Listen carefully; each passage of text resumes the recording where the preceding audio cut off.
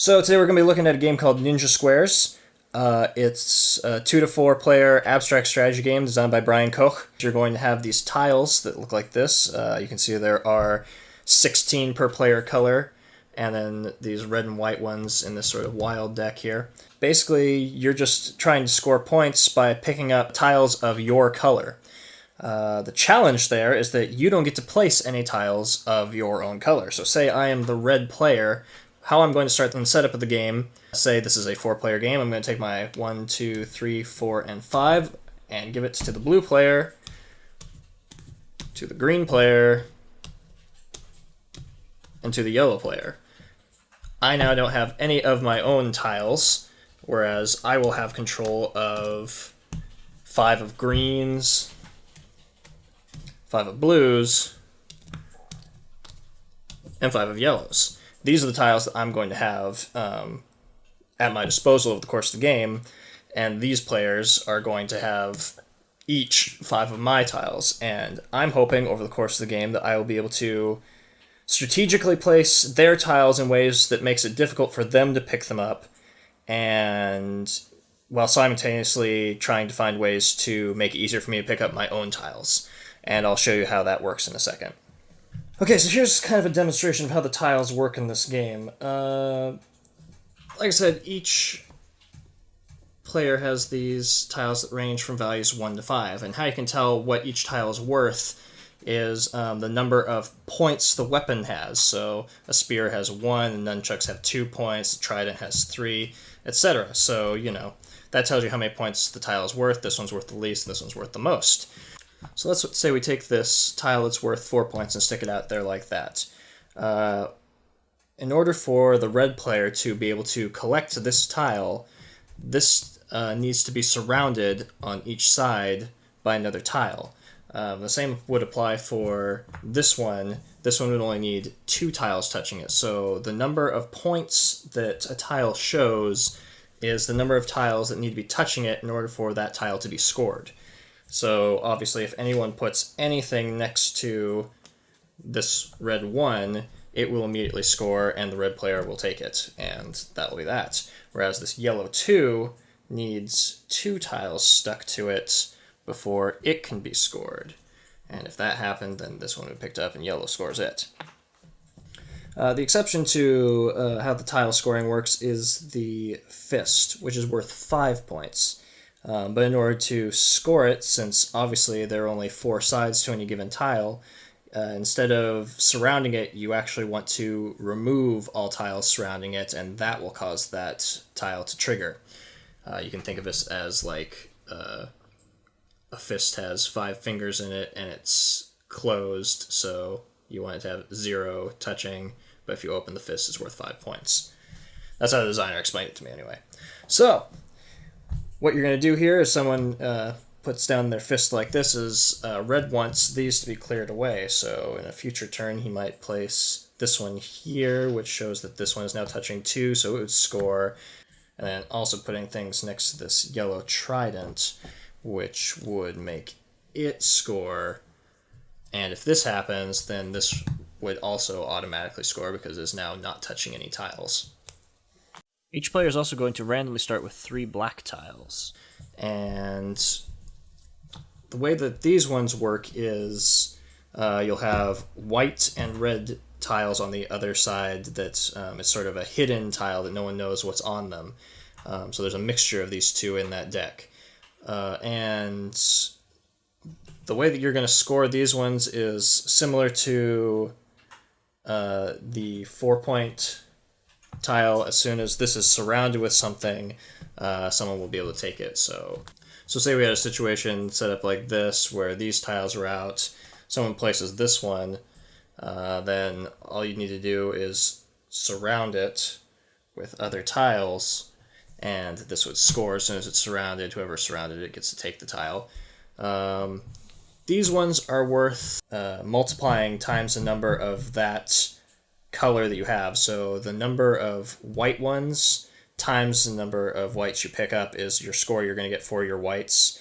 And so if I pulled up 4 of these over the course of the game, then my score would be 16 for my white tiles. The inverse works for the red tiles, where it's a negative score that you'll get that's going to square itself. So the number of reds times themselves is negative points you'll get at the end of the game. So, you know, that would be negative 16 points. So like I said, when you have a game set up, ready to go, everybody's going to have 5 pieces for every other player in the game. If you're playing with fewer than 4 players, then you'll just remove 5 tiles of their color and don't worry about them. So you'll have, for like say a 4-player game like this, you're going to have 5 for each of the other 3 colors. Plus you'll have 3 black tiles dealt to you at random. And turn order is going to be really simple. You just put down a tile and it goes to the next person. So blue could go like that, and then red could go like that. Green could do that. Yellow might do that.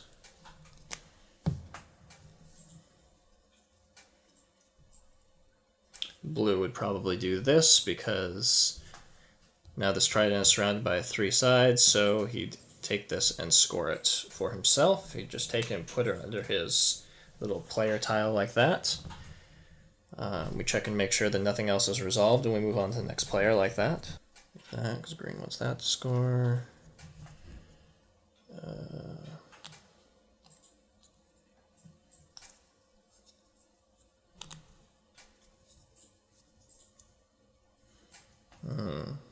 Yeah, okay.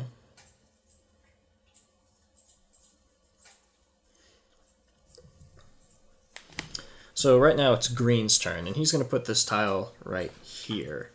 And what's going to happen here is you always do resolving the tiles starting with the player whose turn it currently is. So green's nunchucks are going to score. Even though the blue is also touching 3 right now, green will score first and pull his out of there and score it. And now the blue one is no longer touching 3. So that's how that works. And you would check again to make sure that nothing is in need of resolving. If you had multiple things that resolve at the same time, you would go starting with the person whose turn it is and go in turn order, so the next person in line would then get to score their tiles and so on. So yellow might do something like this, where he puts down this blue 1, and even though the blue 1 would score because it's yellow's turn, he'll pull up this trident and score it immediately. I want to get to a situation where I can talk about the fists. So here is a situation that I haven't talked about yet, where because of just a rules issue, you can't put a fist next to another fist, because they would never be able to score. So that's just something to keep in mind when you're placing your tiles, is that the fists can never touch. Similarly, if we had a situation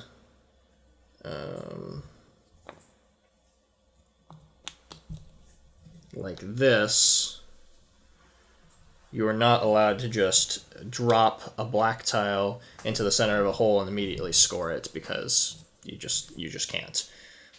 So those are the 2 kind of odd restrictions that aren't quite as clear when you first start playing the game, but it's not too difficult to remember those after you played probably once or watched other people play the game. So the game will keep going until everyone has placed all of their tiles. At that point, you'll count up how many points you have, and the person with the most points is the winner. Right, so the game starts out. We'll put this in the center of the board. Does that look centered? Yeah, that was pretty close. Alright, so there we go. That's out in the center. Who was first? Okay. Let's see. I'm gonna...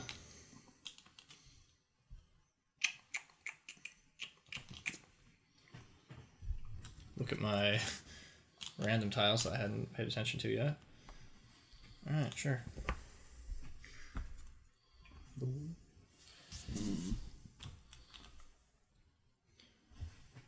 Okay.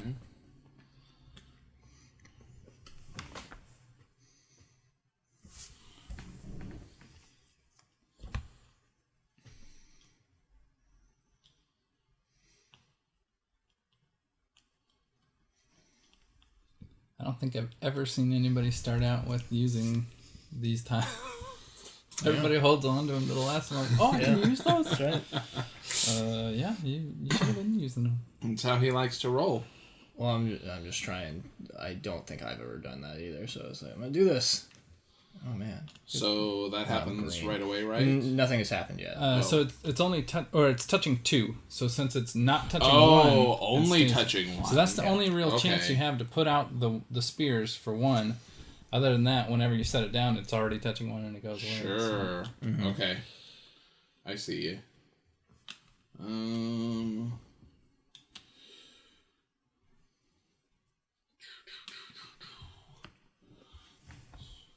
Keep going this way.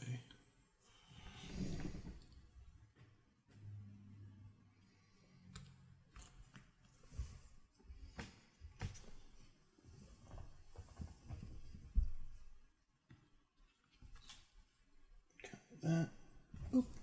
Okay, and he doesn't have to give us the information of what he picked up there. Okay. Okay. Pick that. Oh, somewhere in there you were touching 1 while that was there. Yeah, I scored... No, that just... Because it was like this. Yeah, so right after I picked up my thing, he should... Wait, that So should have scored. That should have scored too, yeah. Yeah. Alright, so let's do No. this. So obviously I'll play something different. I will...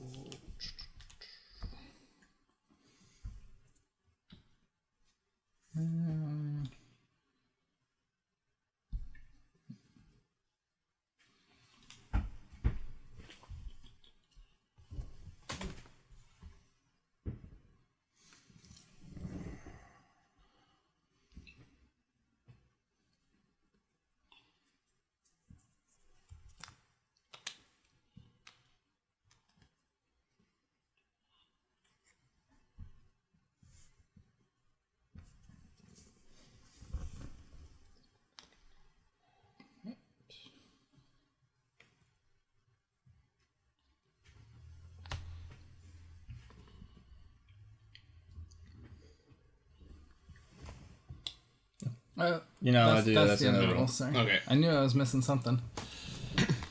I kind of figured that was true, but I was like, oh man, maybe I'm going to break the game. I'm going to do it.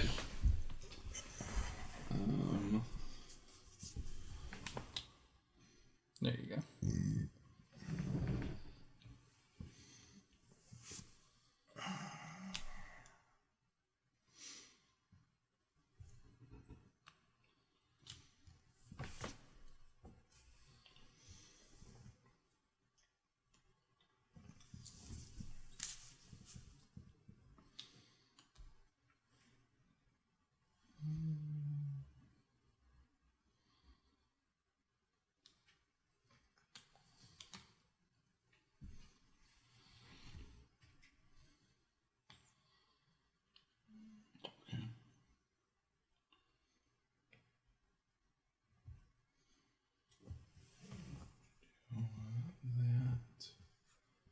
And then And I then get that that one. one. Yep. Yeah.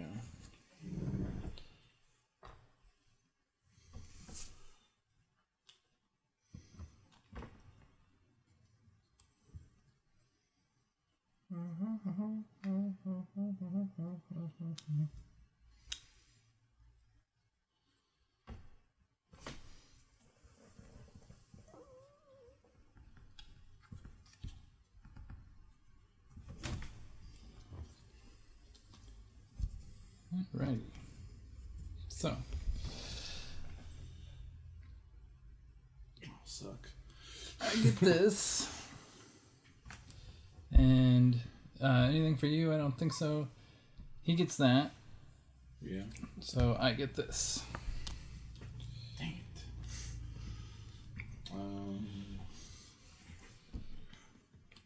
So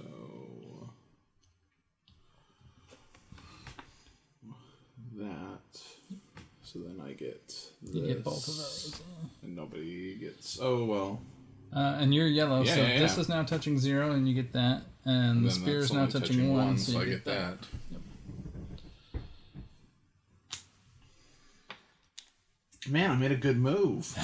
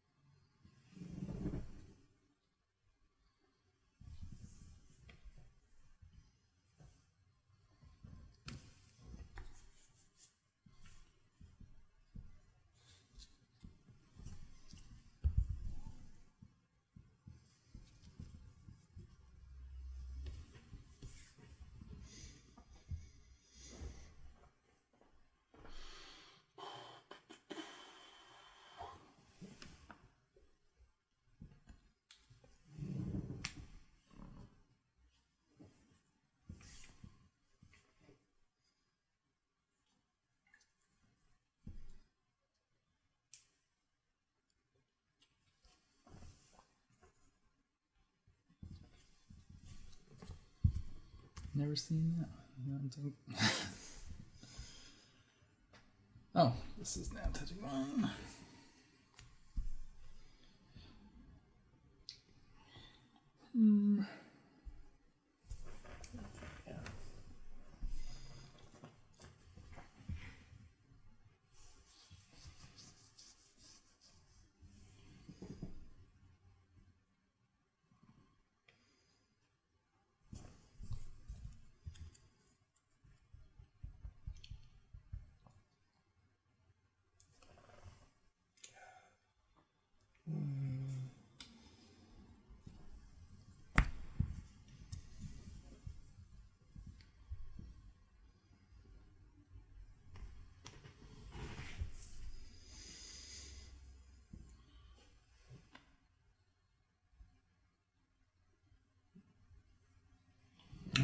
And then we just count up the points from there. I think I have 18. Did I count that right? 5, 10, 15, 18. Yep. Yeah, okay. Yep. No shame in losing to the developer. I played a few times. Well, I intentionally tried to just get these, and somewhere along the way it just like stopped working. Like it was fine to start out, and then it like lost steam very quickly for some reason. I think because people caught on that I was taking those, and so people just started putting them in weird locations. So I tried to just completely ignore my own color and Get as many of those. like the only reason I took one of these was just to stop one of his forests from going, but that was it. Like, I don't know if that's a viable strategy. No. It seemed to be close, like just Yeah, it's not like you were ridiculously behind on it. Yeah, I've never seen anybody, like, most people, 90% of people just ignore those until the end, and they're like, oh, yeah, those do something, huh? And to go straight for them and to come that close is like, oh, maybe that's dangerous. well, to do the math, I mean, like if you did nothing but pick these up, if you managed to get Mostly white. 4 of them, Yeah. then that's 16. Yeah, that's 16 points right there. Which is, I think, a reasonable score for like I think if you got 5, then that's like You're winning for sure. winning. So I think if you, Unless you picked up any reds. but then well, I mean you'd have to Yeah. pick up 2 reds for it to be really Yeah. an issue. But I think the balance of how many reds there are compared to how many whites makes that unlikely. It also depends a lot on like what your starting hand was, so how much of the information you know. I started with 2 reds. So I was like, well, I'm just going to put these in places where I know I'm not going to pick them up. He picked up one of them. Yeah. And the thing I like to do with reds is place them by somebody's fist. So in order to get that fist, Yeah, they they have have to to take the take red. it. Yeah. All right. So this was Ninja Squares. Ninja Squares.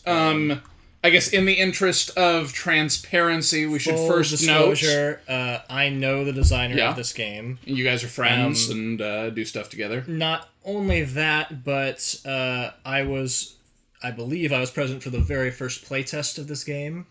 So I was there in its very earliest stages, giving feedback along the way while he was designing it. So I have some vested interest in this, I guess. Out of curiosity on that topic, what do you think about like from the first playtest to like this production copy? How do you feel about like the arc that it's gone through? It hasn't changed a lot, actually. I think, I've tested several of Bryan's designs, and sometimes he's like, I had this idea and I just want to try it out, and we like 10 minutes in, we're like, okay, this is just garbage, we're not doing this ever again.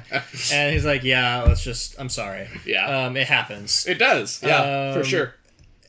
And other times it feels like he locks on to something that's very simple but works. Yeah. And I think this, from its very earliest iteration onward, has always been very simple, and it works. Yeah, I agree.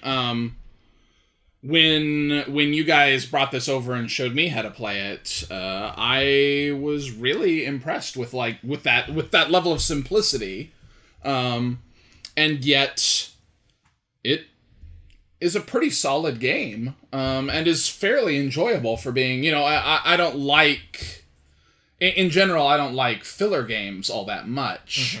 And I would put this in that category. Yeah, because it's not long. Yeah, it's a really quick, easy strategy game that you could teach to anybody. I mean, you could teach kids how to play this, no problem. And I have been there. We've played it with 9-year-olds. Like it's not that complicated.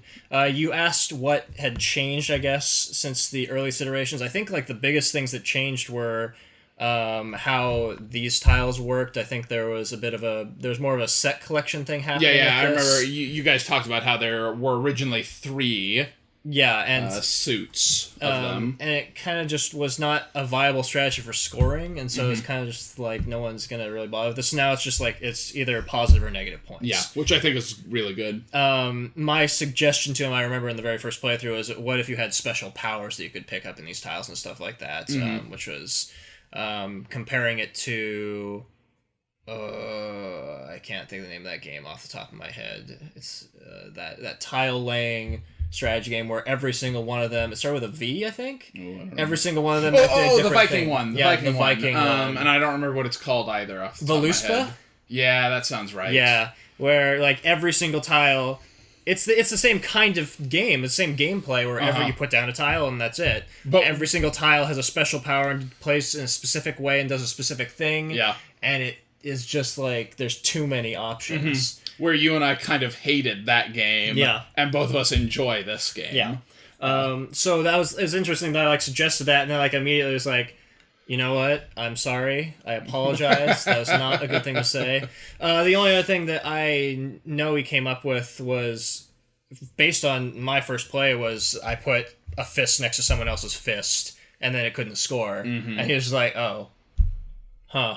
And everyone was like, oh, okay. And then they all stuck all their fists together. I was like, well, that needs to change. So that's why you playtest. That's why there's a couple of they're like not quite as clear rules. The thing about you can't put fists next to each other, and you can't drop one of these tiles in the middle of a hole and just immediately score. Because I tried to do that in our first game.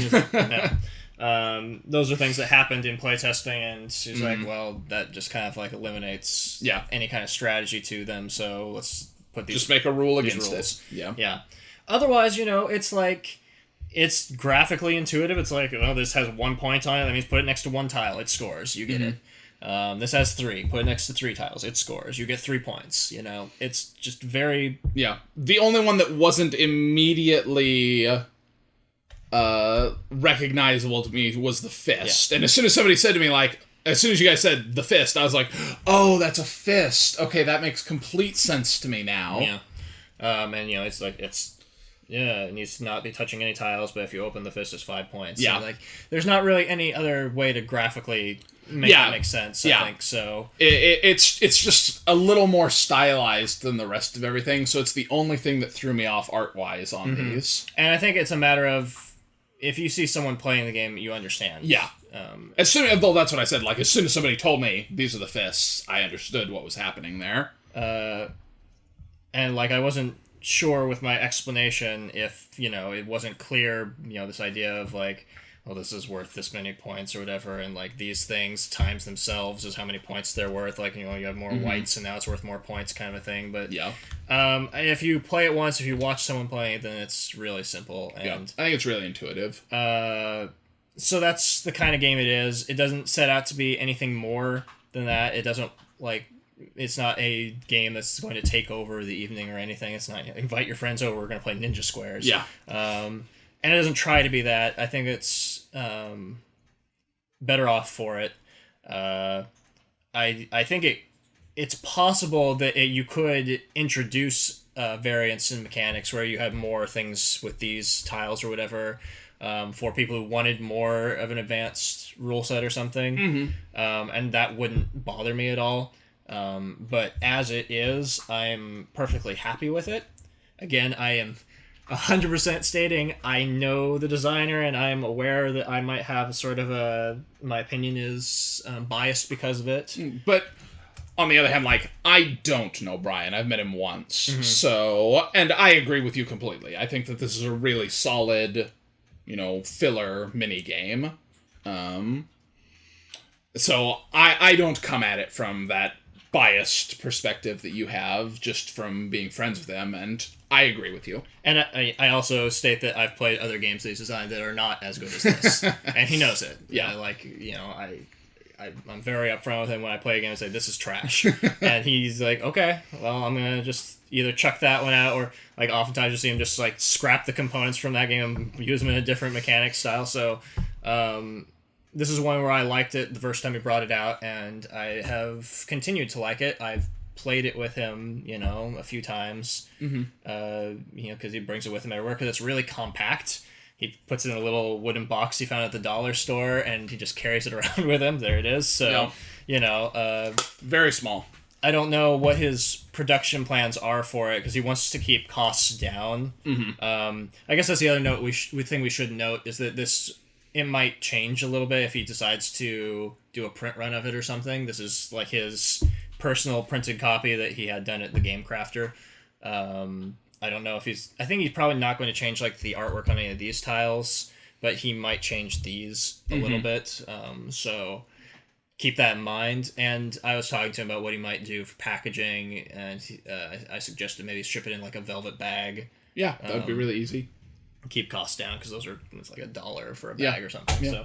So, but as is, it's something that you could take with you somewhere and just play at sit down at a table because it doesn't take up that much real estate. So yeah.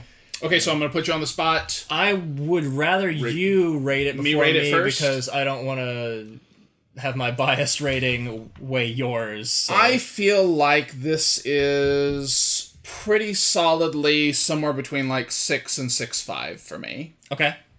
I might go somewhere between 6.5 and 7. Okay. Because I don't think there's anything wrong with it. Yeah. I really can't justify giving a filler game like a really high rating. That's what brings my rating down to. Yeah. That I think it's a really good filler game. I just don't like filler games. Yeah. But for what it is and what it's trying to achieve, I think it sets out to do it exactly what it's trying to do. And there are really there's no, aside from the one tile you're drawing, there's no real luck in it. Mm-hmm.